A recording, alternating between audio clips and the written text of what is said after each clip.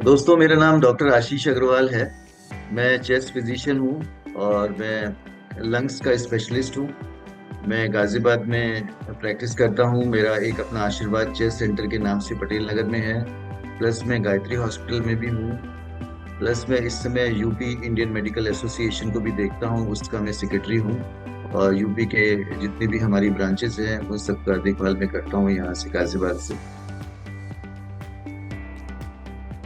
Tuberculosis के बहुत सारे सिम्टम्स होते हैं। जो सबसे इम्पोर्टेंट सिम्टम्स माने जाते हैं वो होते हैं, जैसे पेशेंट को क्या होगा कि अगर कोई पेशेंट ट्यूबरक्लोसिस का है तो उसको पता नहीं चलेगा कि उसको ट्यूबरक्लोसिस है जब तक कि उसके टेस्ट नहीं होंगे। हम्म। वो डॉक्टर के पास जा सकता है, वो ये बताएगा कि उसको कफिंग हो रही है, उसको शाम के समय हल्का हल्का बुखार आ जाता है 99 100 के करीब, उसका वेट लॉस हो रहा है, उसको भूख नहीं लग रही है, या उसको रात को सोते समय पसीने आते हैं, बॉडी एक रहता है।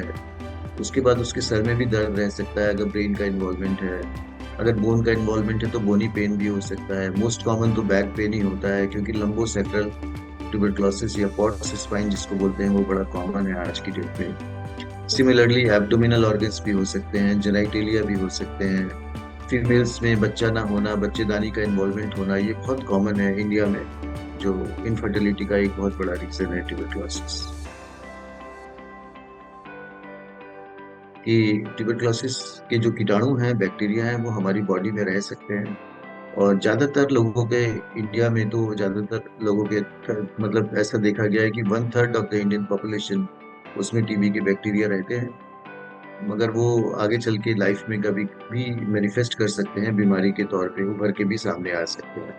तो ये ध्यान देना जरूरी होता है। अगर आपको लगता है कि थोड़े बहुत भी सिम्टम हैं, या आप टीबी के पेशेंट के कांटेक्ट में हैं, या आप एचआईवी है आपको, या एचआईवी पेशेंट्स हैं आप, या क्रॉनिक आपको कंडीशंस हैं जैसे डायबिटीज है, और आपको थोड़े बहुत भी इस तरीके के सिम्टम आते हैं, तो आप अपना टेस्ट जरूर कराएं, जिससे आपका जल्दी से इलाज हो सके। हाँ, देखिए, अर्ली स्क्रीनिंग के लिए आजकल तो ये प्रोग्राम भी शुरू हो गया है गवर्नमेंट का, जिसको कि ट्यूबरक्लोसिस प्रिवेंटिव थेरेपी बोलते हैं, टीपीटी। आपने सुना भी होगा कि जो हमारा डॉट्स प्रोग्राम है उसके साथ टीपीटी को इंक्लूड कर दिया है गवर्नमेंट ने। और ये एक बहुत अच्छी पहल है, क्योंकि ट्यूबरक्लोसिस का एरेडिकेशन का गवर्नमेंट का प्रोग्राम है। पहले तो गवर्नमेंट का था 2025 का गोल था कि 2025 में हम इसको खत्म कर पाएंगे। बट अब नेशनल ट्यूबरक्लोसिस जो प्रोग्राम है वो 2030 तक के लिए बढ़ाया है, कि हम 2030 तक हम ट्यूबरक्लोसिस को खत्म करेंगे। तो उसी में एक ये इंक्लूड किया है, ट्यूबरक्लोसिस प्रिवेंटिव ट्रीटमेंट, टीपीटी। इसका मकसद यही है कि जो लेटेंट ट्यूबरक्लोसिस है, जो हिडन है, जिसके बारे में पता नहीं चलता, उसका पता लगाया जाए और उसका जल्दी से इलाज किया जाए। वो वही पेशेंट्स हैं जैसे कि क्लोज कांटेक्ट है, हॉस्पिटल के वर्कर्स हैं, या टीबी के पेशेंट के कांटेक्ट में जो लोग परिवार में रह रहे हैं, या जिनको एचआईवी है, या जिनको डायबिटीज है, ऐसे पेशेंट्स को स्क्रीनिंग करी जाए, उनके टेस्ट किए जाएं, गामा इंटरफेरॉन है, मॉन्टूक्स टेस्ट है, और भी टेस्ट हैं, तो जिससे कि पता चले कि वो उनको टीबी है और उनका इलाज जल्दी से जल्दी शुरू किया जाए, जिससे आगे होने वाले उनके जो खतरे हैं, क्योंकि 2 साल के अंदर अंदर उनको खतरा पैदा हो सकता है टीबी का, तो उससे वो बचे। देखिए, ऐसा नहीं सोचना चाहिए कि अगर हमें कफिंग नहीं है तो हमें टीबी नहीं है।